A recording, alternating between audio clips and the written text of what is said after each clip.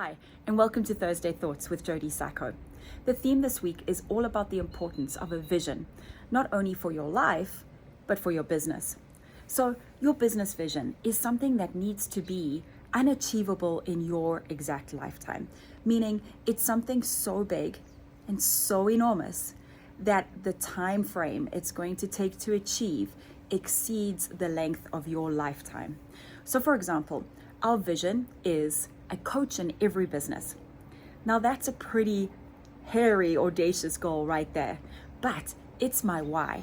It's the reason I get up in the morning and I want to give this opportunity to every single entrepreneur. I'm tired of seeing entrepreneurs suffering when I know that I have the tools and systems to help them be successful. That is my why.